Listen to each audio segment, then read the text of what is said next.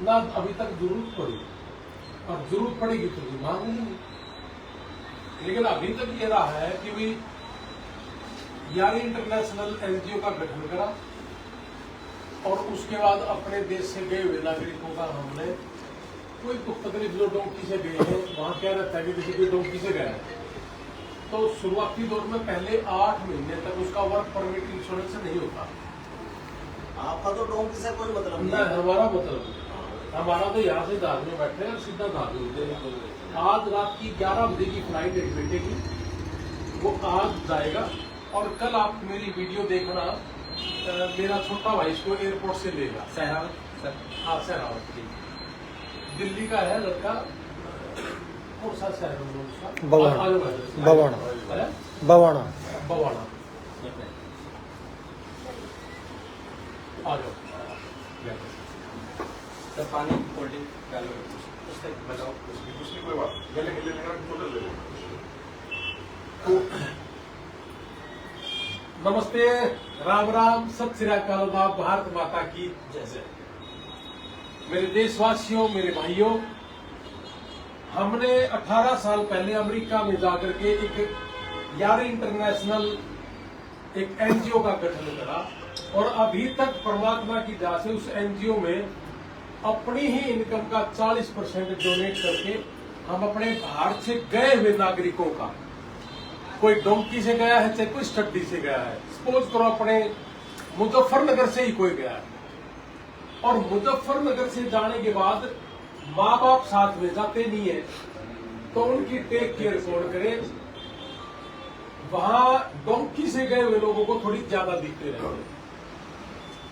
पहले 8 महीने तक कोई भी बच्चा डोंकी से गया है अगर हमारे देश का, तो उसके social security, work permit, insurance नहीं होता।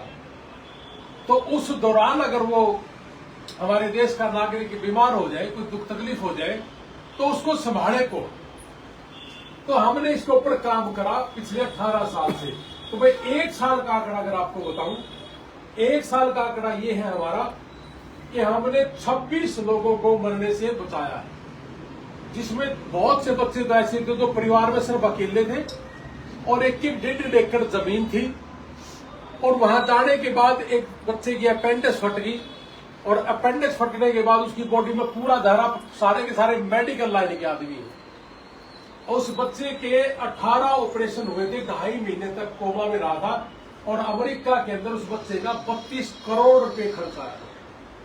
तो उसकी मां मुझे मिली थी। अगर ये बच्चा मैक्सिको बॉर्डर और अमेरिका के बॉर्डर पे बेहोश होकर नहीं गिरता, अगर वो एक 2-4 किलोमीटर पीछे गिर जाता तो मरना ही था, कोई ऑप्शन नहीं था। जंगलों से जो बच्चे जा रहे हैं, अगर रास्ते में उन्होंने ये कहा कि मुझे बुखार है, मैं चल नहीं सकता, या चलने में मैं असमर्थ हो गया हूं, मुझे कोई दिक्कत हो गई है, तो डॉक्टर उनका गला काट देता, उनको मार देता, उनको गोली मार देता। उनका कहना है कि मैं इसको छोड़ के करूंगा क्या। तो ये जो हमारे बच्चे जाते हैं, उनको रास्ते में उनकी लाश पड़ी मिलती है, लड़के भी हैं, लड़कियां भी हैं, अलग अलग स्टेट के लोग भी हैं। लेकिन अपने यहाँ जनसंख्या ज्यादा होने के कारण, बेरोजगारी ज्यादा होने के कारण हमारे देश के नागरिकों ने ये डोंकी रूट अपनाया, जैसे पहले गुजरात के लोग और पंजाब के लोग अपनाया करते थे। अब हरियाणा के लोग और धीरे धीरे अपने उत्तर प्रदेश में भी आने लगी चीजें। तो हमने हर आदमी को कहा कि भाई आप डोंकी रूट की बजाय स्टडी पे जाना शुरू करें। अब हमारा मकसद नहीं था कि हम स्टडी पे इमिग्रेशन का काम करें।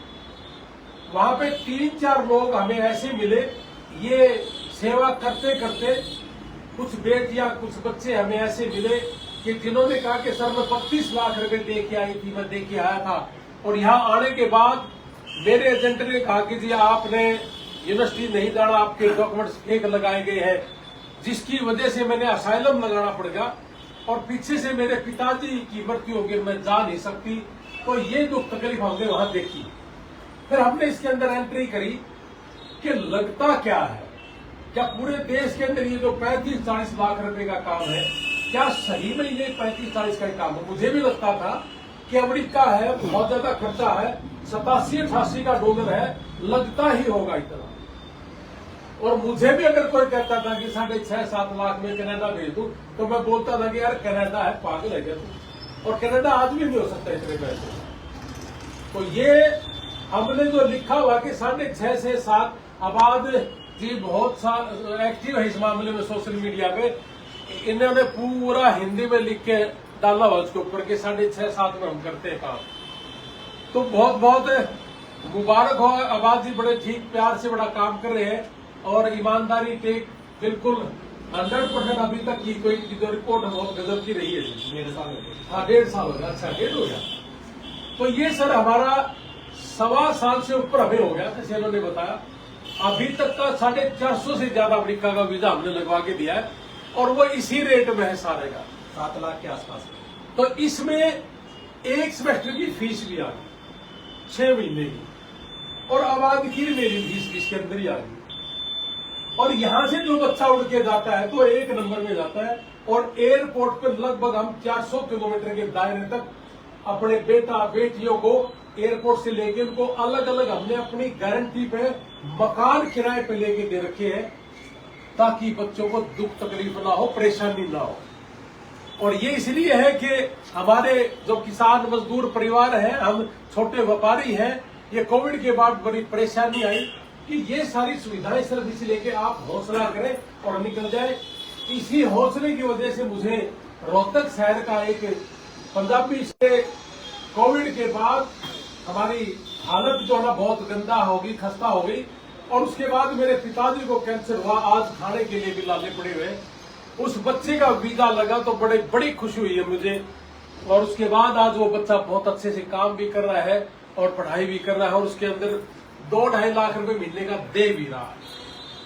और ये काम हम इसलिए ये जी कि किसी भी तरीके से हमारा परिवार आगे बढ़े।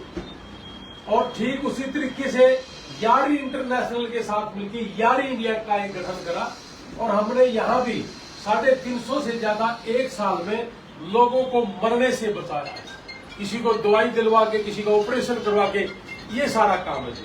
और ये इमिग्रेशन का काम पैसे कमाने के लिए नहीं करा, ये इमिग्रेशन का काम भी इसीलिए करा कि हमारी जेब से तो लगे ना, और जो किसान मजदूर या छोटा व्यापारी का बच्चा है वो बाहर जाके अपनी तरक्की कर ले, इतना सा ही इसके अंदर सब कुछ है। तो ये खुले रूप से करा गया काम है। आपका कोई भी जानकार है अमेरिका के अंदर बैठा है, अगर उनको कोई दुख तकलीफ है और हम कुछ काम आ सकते हैं, तो आबाद जी के पास आप जब मर्जी टेलीफोन करके हमें आज्ञा दे सकते हो। अभी तक जैसे मैंने कहा कि 26 लोगों को मरने से बचाया है, उसके साथ साथ 2024 में 11 लोगों की डेड बॉडी पहुंचवाने का काम करा है, और 2025 का बड़ा बुरा आया समय अमेरिका के अंदर हमारे देश के बच्चों का। आज मुझे पता चला है कि 30वां बच्चा भी एक्सपायर हुआ है। अब उसकी 30वीं बच्चे की डेड बॉडी इन 3 महीने के अंदर हम लेके आएंगे। ये प्रक्रिया 3-4 महीने की, लेकिन हम इस काम को फ्री ऑफ कॉस्ट 15-16 लाख रुपए का खर्च करते हैं।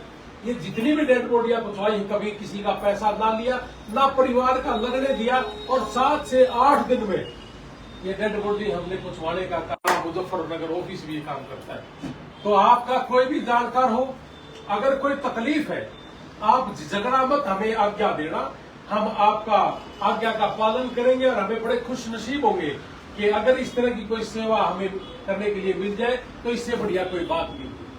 और दूसरा, अभी 22 तारीख को कश्मीर के अंदर एक अटैक हुआ पहलगांव के अंदर। मैं तो भाई उस परिवार को भी, सभी को श्रद्धांजलि देता हूं, हमारे पूरी टीम की तरफ से श्रद्धांजलि दे रहे जी।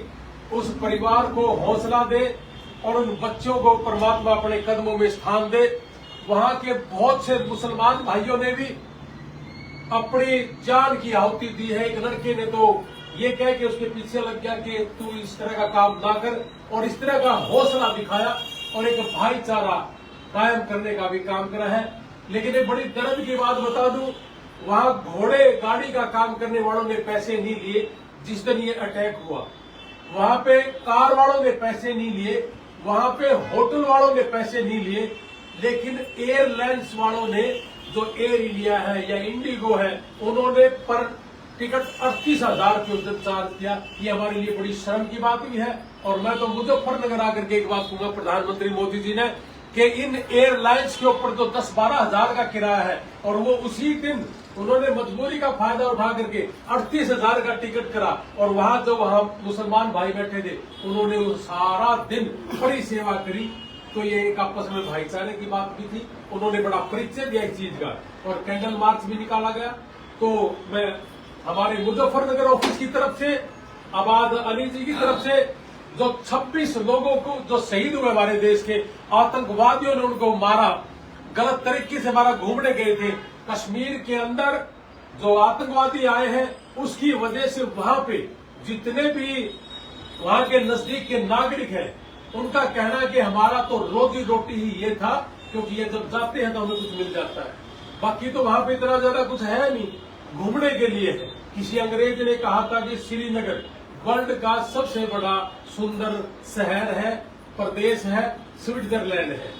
तो मैं अपनी golden time education service GTS team की तरफ से और मुजफ्फरनगर की तरफ से मैं उन बच्चों को फिर से श्रद्धांजलि देता हूं, श्रद्धा सुमन अर्पित करता हूं, और उन परिवारों को हौसला दे भगवान। और मोदी जी से अपील करता हूं कि जहाज के इन लोगों को कि उसी दिन अगर उनको 38,000 रुपये का करना मिला, किसी का कोई पर्स गुम हो गया होगा, किसी का हौसला खत्म हो रखा था, तो डर भी बहुत ज्यादा होता है। तो इसके ऊपर जरूर लगाम लगाए, और इस तरह के टेररिज्म के ऊपर हमारे देश के प्रधानमंत्री जी ने 100% इसके ऊपर कब्जा करके और इन लोगों को मार के और उसी चौराहे पे लेकर के इसके बेदर्दी की तरफ से उसको फांसी से लटकाया जाए, तब जाके हमारे देश के अंदर इस तरह का एक संदेश जाएगा कि गलत लोगों के लिए उनका इल्जाम भी गलत होता है, उनका अंजाम भी गलत होता है। तो मैं ज्यादा ना बोलते हुए इतना ही कहूंगा कि हमारे आबाद अली जी मुजफ्फरनगर ऑफिस में हम सारे के सारे ये अच्छे काम करने की कोशिश करते रहेंगे। और आपका यहाँ कोई भी आपका नागरिक अमेरिका के अंदर बैठा है, कोई भी है, किसी जाति धर्म का मेरे देश का नागरिक हो, हम ये काम करते रहेंगे।